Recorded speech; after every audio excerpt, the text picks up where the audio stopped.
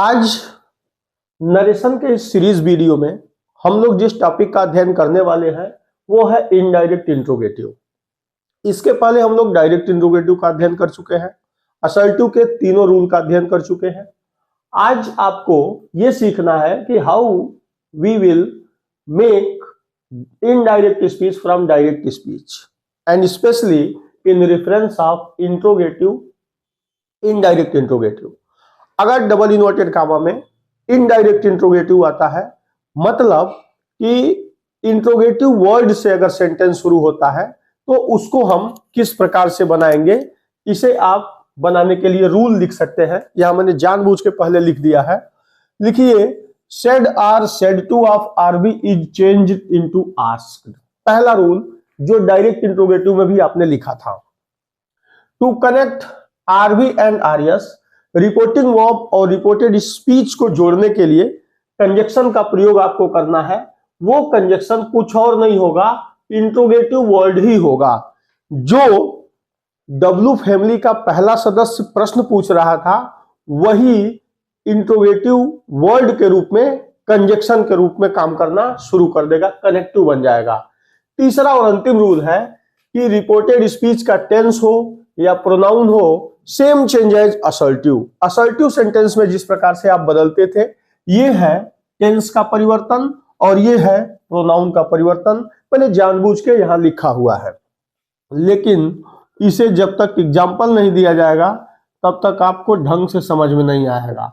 अगर आ जाए कि राम सेड और इन्वर्टेड कामा में हो कि are you going, are you going, ध्यान से देखिएगा, इंट्रोगेटिव ये भी है लेकिन ये इनडायरेक्ट इंट्रोगेटिव नहीं है, ये डायरेक्ट इंट्रोगेटिव है, क्योंकि यहां पे क्वेश्चन वर्ड नहीं दिया हुआ है, हेल्पिंग वर्ब दिया हुआ है।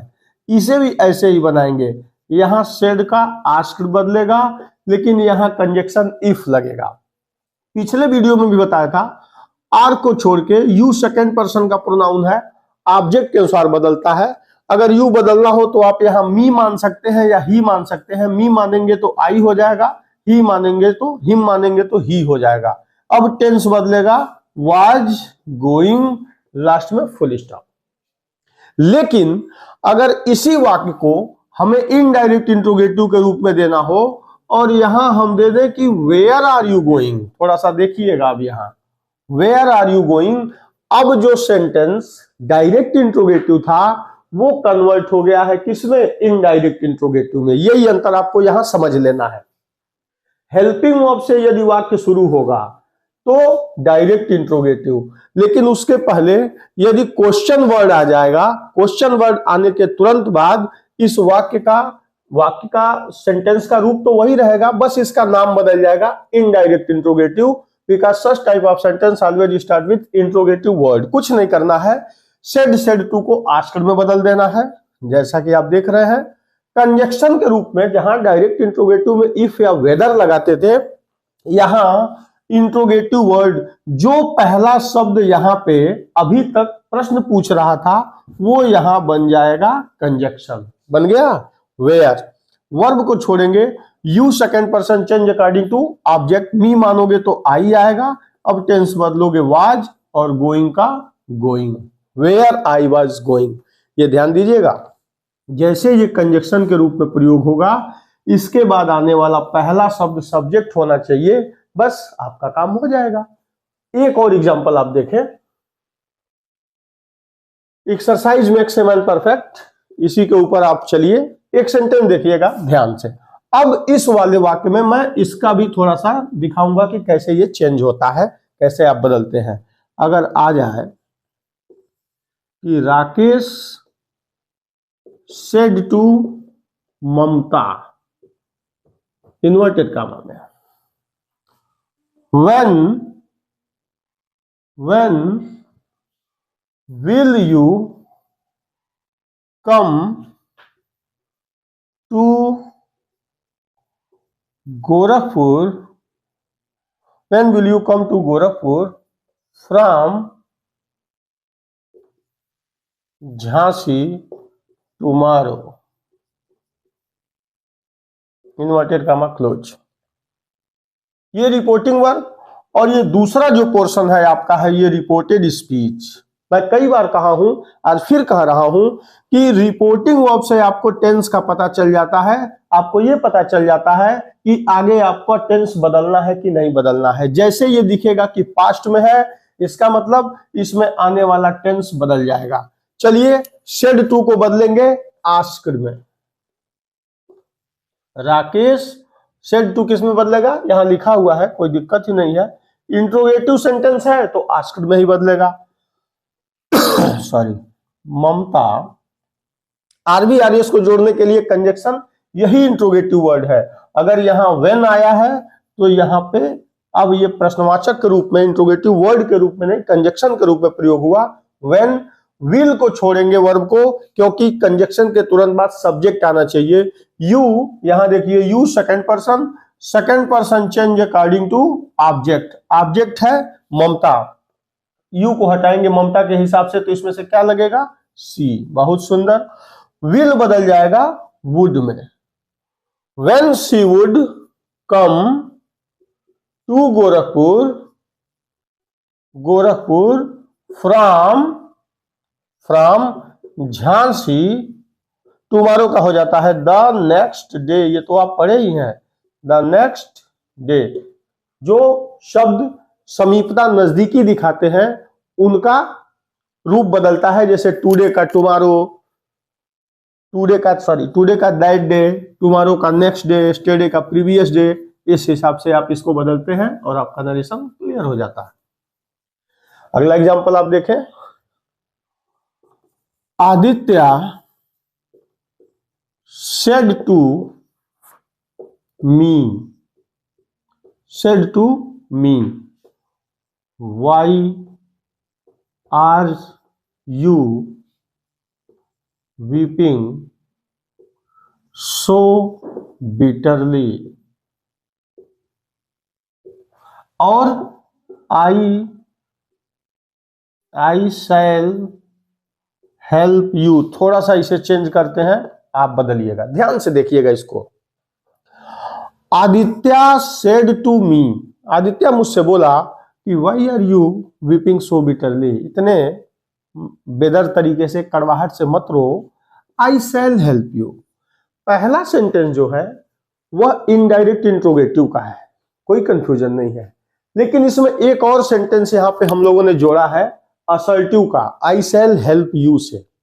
देखिएगा जैसे इनडायरेक्ट बनाएंगे, आदित्य सेड टू किस में बदल जाएगा, आस्क्ड मी, कंजक्शन के रूप में डब्ल्यू फैमिली का कोई भी सदस्य, what, when, why, where, W family का कोई भी सदस्य अगर प्रश्न पूछने के हिसाब से आया है वो कंजक्शन बन जाएगा।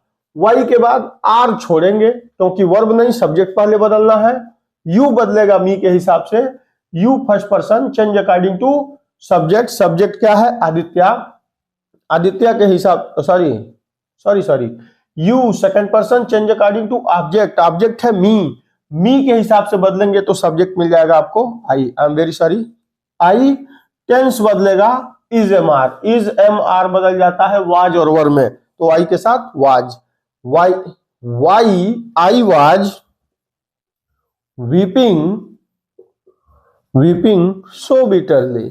अब देखिएगा, लेकिन यहां फुल स्टॉप आ जाएगा और सेंटेंस बदल रहा है, आई शैल हेल्प यू। तो आप एक सेकंड के लिए मान लीजिए कि इंट्रोगेटिव है ही नहीं और आपके सामने केवल असर्टिव सेंटेंस है, तो उस कंडीशन में आप क्या करेंगे, ध्यान से, यहां जैसे फुल स्टॉप लगना था, फुल स्टॉप मत लगाइए, यहां जोड़ दीजिए एंड, क्योंकि इस सेंटेंस को और इस दोनों सेंटेंस को जोड़ना था, आपने लगा दिया एंड। ध्यान देना है, अब यहां पे इन दोनों को, आरबी को सेम रहने दीजिएगा, एंड के बाद बस यहां पे कंजक्शन दे दीजिए, एंड वर्ब को बदल दीजिए, यहां सेड टू बदल जाएगा असर्टिव के हिसाब से टोल्ड में, एंड टोल्ड दैट, बस बाकी कुछ मत लिखिए। ये एंड इसलिए आया क्योंकि इंट्रोगेटिव और असर्टिव दोनों को जोड़ने के क्रम में एंड आ गया।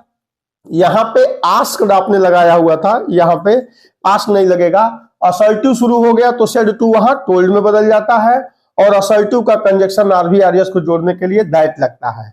फिर प्रक्रिया वही चलेगी, I first person change according to subject ही, और ही के साथ यहाँ बेटा वुड हो जाएगा। आई के साथ तो शायद लगता है, लेकिन ही के साथ विल, और विल का वुड। ही वुड हेल्प, आप देखना यू, ये यू आया है सेकंड पर्सन का है, यू हटेगा तो ऑब्जेक्टिव फॉर्म का। आपको संयोग से मी मिला हुआ है, आप चेक करेंगे कि मी का ऑब्जेक्टिव फॉर्म क्या होता है, आपको मिल गया मी का ऑब्जेक्टिव मी ही होता है, कोई दिक्कत ही नहीं है। ये बन गया। जैसे सेंटेंस बदलेगा उसी हिसाब से आपको उसका रूप चेंज कर देना है।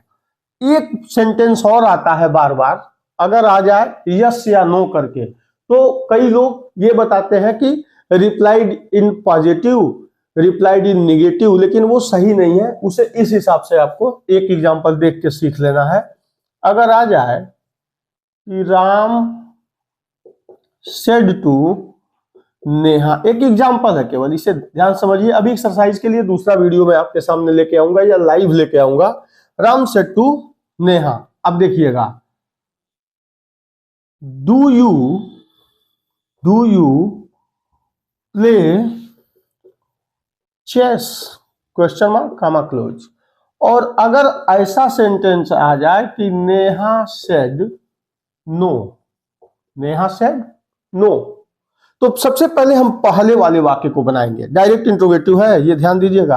राम सेड टू बदल जाएगा, बिल्कुल। आस्क्ड में ऑब्जेक्ट नेहा, और कंजक्शन यहाँ डब्ल्यू फैमिली का सदस्य नहीं है, ये ध्यान दीजिएगा, इसलिए यहाँ इफ आ जाएगा।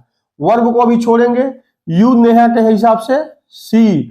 और अगर डू, यहां देखिए डू या डज डिड में बदलता है निश्चित रूप से, लेकिन अगर डिड का प्रयोग तब होता है जब वाक्य निगेटिव हो। ये वाक्य निगेटिव नहीं है। Do you play chess, do you play chess में यहां अगर ये होता do you not play chess, तब तो आसानी के साथ हम डिड नॉट लगा देते। लेकिन do present indefinite change into past indefinite, और पास्ट इंडेफिनिट के पॉजिटिव फ्रेम सेंटेंस में सेकंड फॉर्म लगता है प्लेड। ध्यान से इस बात को समझ लीजिएगा। अगर निगेटिव होता तो यहां सी डिड नॉट प्ले कर देते, लेकिन निगेटिव नहीं है, पॉजिटिव है, इस वजह से वर्ब की सेकंड फॉर्म प्लेड। अब इस डू का भी रोल खत्म हो गया। सी प्लेड चेस, ठीक। इसके लिए मैं ये वाक्य नहीं दिया था, मैं सेंटेंस इस वजह से इसे लाया हूं ताकि यहां अगर ये ऐसा सेंटेंस आ जाए। अब इस प्रश्न के जवाब में यहां आप लिखेंगे नेहा रिप्लाइड। क्यों?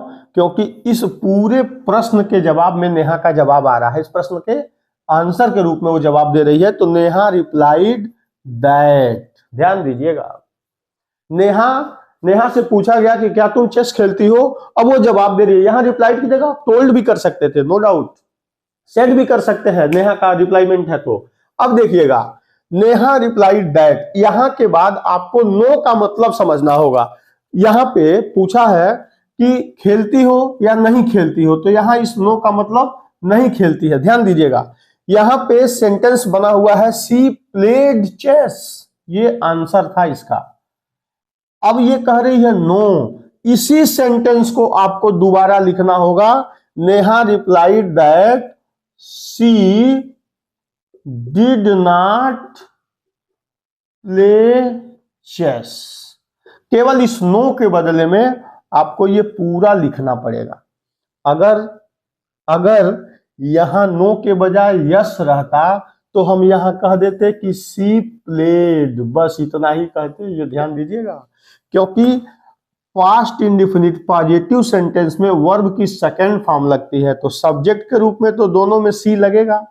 अगर यस होता कि हाँ सी प्लेड खेलती थी, तो यहां प्ले का सेकंड फॉर्म प्लेड कर देंगे, सेंटेंस पॉजिटिव बन गया। और निगेटिव बनाने के लिए आपको कहना पड़ेगा कि सी डिड नॉट, और प्ले में से ध्यान दीजिएगा, प्लेड में से ईडी निकल गया, तो ईडी जो निकला वही यहां डिड नॉट के रूप में प्रयोग होता है। निगेटिव मतलब नॉट और डिड मतलब उसका वर्ब। ये एक आध एग्जांपल और इसका देखिए, अच्छे से समझ में आ जाएगा। और ये बहुत जरूरी है, क्योंकि इसी को किताबों में भी, कुछ किताबों में भी लिखा हुआ है कि नेहा रिप्लाइड इन अफर्मेटिव या नेहा रिप्लाइड इन पॉजिटिव। ये सही नहीं है, इसी पैटर्न पे आप चलिएगा। अगर पूछा जाए सेंटेंस कि Mukesh said to Rani, inverted comma में, कि हैव यू, ध्यान देना, have you done my work, या रिटन वर्क, कुछ भी वो तो आप कर सकते हैं। इसका अगर जवाब के रूप में आ जाए कि रानी सेड नो, पहले नो से बनाते हैं, फिर एस वाले भी सेंटेंस के प्रारूप को हम आपको दिखा देंगे। चलिए, कोई दिक्कत नहीं होगा। यहां पहले वाले सेंटेंस की तरह देखेंगे, मुकेश आस्क्ड रानी, यहां तक कोई दिक्कत नहीं होना चाहिए। कंजक्शन के रूप में इफ, क्योंकि डब्ल्यू फैमिली नहीं है, यू बदलेगा रानी के हिसाब से तो सी, टेंस बदलेगा तो हैड, सी हैड डन, माई बदलेगा मुकेश के हिसाब से तो हिज वर्क। ठीक है, यहां तक कोई दिक्कत नहीं है। अब रानी रिप्लाई कर रही है, आगे जोड़ेंगे रानी रिप्लाइड दैट। ध्यान दीजिएगा, पिछला जो सवाल है इसको उठाइए आप। कह रहा है कि she had done his work, ये कह रही है नो, इसका मतलब सी हैड नॉट। यहां भी रोक सकते हैं आप सेंटेंस को, सी हैड नॉट। और बेटा अगर यहां यस रहा होता तो हम केवल इतना ही कह देते कि सी हैड। सी हैड का मतलब पिछले वाले सेंटेंस से हमें इसका जवाब मिल जाएगा कि क्या उसने काम कंप्लीट किया था, उसका जवाब आ जाएगा सी हैड कि हाँ किया था। या अगर निगेटिव होगा तो कह देंगे सी हैड नॉट कि हाँ उसने काम कंप्लीट नहीं किया था। इस हिसाब से आप सेंटेंस को बनाना सीखिएगा। अब तक जो रूल पढ़े हैं उस रूल का एक छोटा सा समरी आप देख लें। असर्टिव सेंटेंस जब होगा, ठीक है, तो सेड या सेड टू को, सेड को सेड में रखेंगे, सेड टू को टोल्ड में रखेंगे, और कंजक्शन के रूप में प्रयोग हो जाएगा दैट। सेड को सेड में या सेड टू होगा तो टोल्ड में। बाकी टेंस इस रूप में बदल जाता है। किस रूप में? वर्ब में यस या ईएस आएगा या वर्ब की फर्स्ट फॉर्म आएगा, हर कंडीशन में वर्ब सेकंड फॉर्म में, मतलब present indefinite change into past indefinite. अगर डू या डज इसके साथ नॉट आता है तो डिड नॉट में बदल जाएगा, फिर प्रेजेंट इंडेफिनिट पास्ट इंडेफिनिट में। इज एमआर बदल जाएगा वाज वर्ब में, हैज हैव हैड में, हैज बीन और हैव बीन हैड बीन में। Present indefinite past indefinite, present continuous past continuous, present perfect past perfect, present perfect continuous past perfect continuous में। Verb की second form हो या did not का प्रयोग हो, हैड और वर्ब की थर्ड फॉर्म में, मतलब past indefinite change into past perfect. Was और verb past continuous past perfect continuous में। वाज और वर्ब के साथ एक सावधानी रखिएगा, अगर इसके बाद वर्ब में आईएनजी आती है तब हैड बीन लगाइएगा, अदरवाइज वो सिंपल पास्ट है, उसे पास्ट में ही रहने दीजिएगा। विल का वुड, शैल का शुड, कैन का कुड, मे का माइट। लेकिन यदि ये चारों डबल इन्वर्टेड कामा के अंदर पहले से ही है तो ये वापस इसमें नहीं आएंगे, ये ध्यान रखिएगा। विल आएगा तो वुड बदलिएगा, लेकिन अगर वुड ऑलरेडी उसमें पड़ा हुआ है तो उसका कोई परिवर्तन नहीं होगा, वहां वुड का वुड ही लगेगा, वहां छेड़छाड़ मत करिएगा। और प्रोनाउन संबंधी परिवर्तन के लिए इस चार्ट को जितना जल्दी हो सके याद कर लीजिए, नहीं तो ये बार बार दिक्कत आएगी। इनडायरेक्ट इंट्रोगेटिव के वीडियो में बस इतना ही, लेकिन एग्जाम्पल को जब हम लोग कोरिलेट करेंगे assertive, direct interrogative, indirect interrogative, अगला वीडियो आप लोगों के लिए समझदार और मजेदार दोनों होने वाला है। बहुत बहुत धन्यवाद।